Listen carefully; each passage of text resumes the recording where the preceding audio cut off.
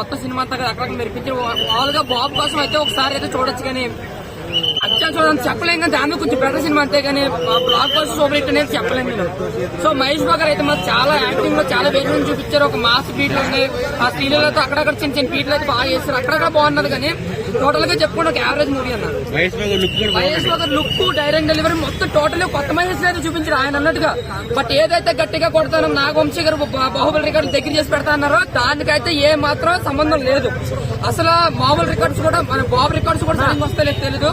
ఇక్కడ ఎవరో శత్రువులు కాదు, ఎవరో యాంటూ కాదు. ఒక సినిమా పరంగా చెప్పుకోవాలనుకుంటే ఒక కొత్త డైరెక్టర్ ఒక సైఫ్ లేని హీరో బ్లాక్ బస్టర్ కొట్టాడు. బట్ ఈ సంక్రాంతికి వచ్చి మాత్రం మహేష్ గారికి మాత్రం కొంచెం స్లో అయ్యారని చెప్పాలి. సినిమా స్లో నరేషన్ ఒక రొటీన్ స్టోరీ, స్క్రీన్ ప్లే కూడా రొటీన్ గానే ఉంది. అన్ని కూడా మనకు తెలిసిపోతుంటాయి అనమాట.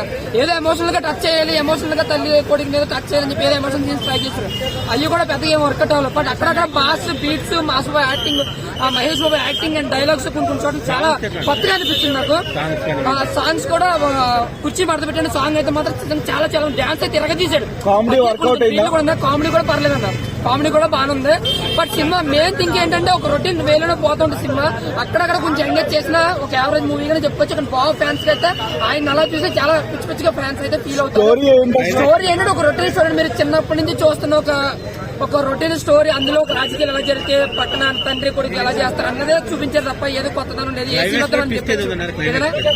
క్లైమాక్స్ లో చిన్న ట్విస్ట్ అన్న, అది పెద్ద అంటే ఓకే చూడడానికి బాగానే ఉంటుంది. సో వారం యావరేజ్ అంతగా అన్నాను. బట్ బాబు మాత్రం ఇరగదీశాడు యాక్టింగ్ అండ్ అక్కడక్కడ మాస్ బీట్స్ శ్రీలతో శ్రీలీల కూడా చాలా ఇరగదీసింది డాన్స్. బట్ కుర్చీ పడతాడు సంగతి స్పెషల్ గా నిజంగా చెప్పాలంటే. ఎందుకంటే మహేష్ బాబు గారు కాదు, చాలా మంది చాలా డిసప్పాయింట్ చేస్తున్నారు. మన జీవితంలో 2-3 సినిమాలు మిక్స్ చేశారని చెప్పారు. కానీ ఒక రకంగా స్టోరీ పక్కన పెడితే నాకు మహేష్ బాబు అంటే చాలా ఇష్టం. కాబట్టి ఒక రకంగా 1 man షో చేశాడు. కామెడీ టైం బాగుంది. ఆ కుర్చీ మడతపెట్టి సాంగ్ అయితే డాన్స్ అయితే రుద్దింపాడు, చాలా బాగుంది. మహేష్ బాబు అంటే ఎక్స్పెక్ట్ లేదు అసలు. అతడు సినిమా ఎంత బాగుంటది. అతడు సినిమా ఎన్నిసార్లు చూసినా ఇప్పుడు కూడా ఆ సినిమా 2009-2006 వచ్చింది. ఇప్పుడు కూడా ఎంత ఇంట్రెస్టింగ్ ఉంటుంది. తర్వాత మధ్యలో కలేజీ వచ్చింది తప్పెట్టాడు. ఇది కూడా నా ఇంచుమించు అలా కనపడుతుంది అన్న. సినిమా అయితే 2-3 స్టోరీలు మిక్స్ అయిపోయింది అన్న. మహేష్ బాబు గారి కెరీర్ కి సంబంధించి సినిమాలు అజ్ఞాతవాసి ఒకటి ఉంది, అతను కాదు అలవాయి ఉంది, అలవాయి కూడా ఉంది, సన్నజ ఉంటుంది.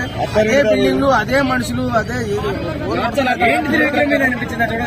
లేదన్నా. నిజంగా నేనైతే జూనియర్ ఎన్టీఆర్ అభిమాని.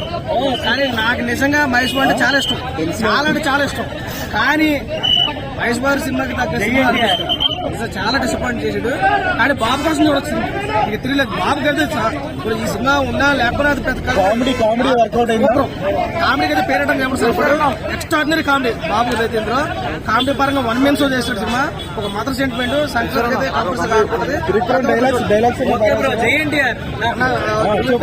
స్టోరీ ఉండేసి బాబు కోసం మాట్లాడుకున్నాం. బాబు టైమింగ్ బాబు సినిమా మొత్తం బాబు అంటే 1 man షో బాబు. ఆ కుర్చీ మడత పెట్టి త్రివిక్రమ్ దెంగలు అంటారు అందరూ. ఒక రకంగా చెప్పాలంటే కుర్చీని మడత పెట్టి అన్నది ఉంది కదా, కుర్చీని మడత పెట్టి త్రివిక్రమ్ కొట్టాలన్న స్టోరీ అలా.